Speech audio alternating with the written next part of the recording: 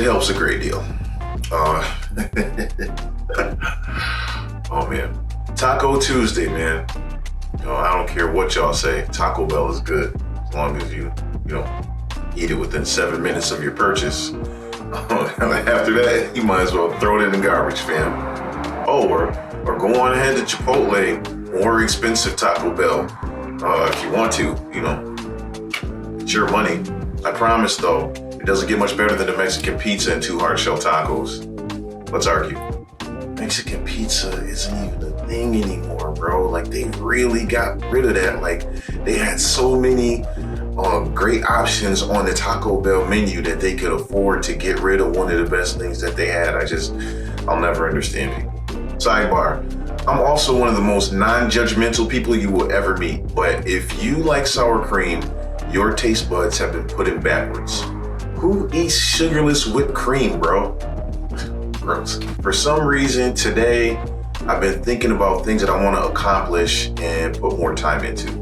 The older I get, the more I realize that properly prioritizing is part of a skill set and not just something that everybody can do. Like, you want to do things in order of importance, but it just doesn't happen like that sometimes. A lot of the time, I wish that we were able to live on Centurion time so that we would have 37-hour days like the Men in Black. It would definitely suck for days that you wanted to just end, but it would help in accomplishing the things that you seemingly never get a chance to get to.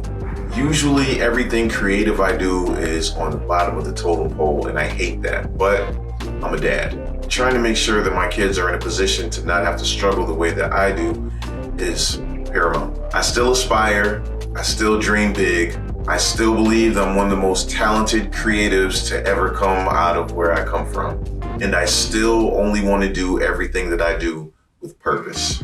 It's tough though, man, and I'm not here complaining because that's not me. And things being difficult doesn't make them impossible. Challenges aren't excuses. So I'm in the mode of finding the right formula or the right combination of what I would call Project Hustle. That's time and consistency.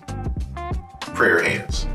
My youngest brother, Chris, got me into Dragon Ball Z when I was in high school. I used to be down on anime. Like, I didn't want to have to read the subtitles all the time. Like, I loved reading, but I wanted to read or watch, not do both if I didn't have to. So I wasn't really receptive to watching it at first because that's what I thought that it was, which is crazy now because I love anime nowadays. But I sat down and I watched it one day after school as he narrated the backstory for me, and I was hooked. Even though it had hella filler in the episodes, it was easily the best thing on TV at the time as far as we were concerned. Goku was the favorite of the show by most, and I rooted for him in just about every fight he was in, but my guy was Vegeta. I don't know why I'm such a fan of anti-hero characters. I remember when Stone Cold Steve Austin got popular, like right after WrestleMania 13, and me and my brothers cheered for him. My dad said he couldn't figure out how we could root for such a guy. I think that I just like the idea of a person not being 100% good, not 100% bad. I say to my friends and family all the time that nobody in real life is like a Tyler Perry character. In those movies, the evil guy is evil through and through. Then the good guys are like G-rated Disney characters, almost perfect in every way. And that's just not real life. Most people aren't all good or all bad. It's usually some type of mix. You ever wonder why evil layers in the 80s and 90s cartoons were always like dark and dirty and mucky and dusty with spider webs everywhere? As if bad guys don't like beautiful property and clean houses. Me either. And that's why I like Vegeta. He was a hero, but like on his own terms. Goku was a true pure of heart hero on that show. But there were large periods of time where he was gone and not able to take care of his kids. This is kind of a tough argument to make because he died so many times. And he also came back many times, but most of his time on Earth was like spent fighting and training and eating. Important, of course, for what they were going through at times, but the most time he ever spent with his oldest son was when they were in the hyperbolic chamber together, training for a year. His youngest son didn't even know him until he was like elementary school age. Not to be that guy, but Goku definitely spent more time with Krillin than he did with his boys. This is ultimately a stupid point to make. Just a cartoon, right? This is the type of stuff I think or overthink about all the time. Honestly, I'm probably bringing that up because I don't want for my kids to just be watching me all the time. I want to be watching them.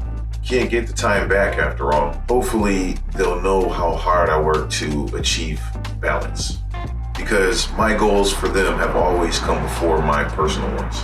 Well, definitely didn't think I was going that way with this. And if you haven't already, please like, share, and subscribe.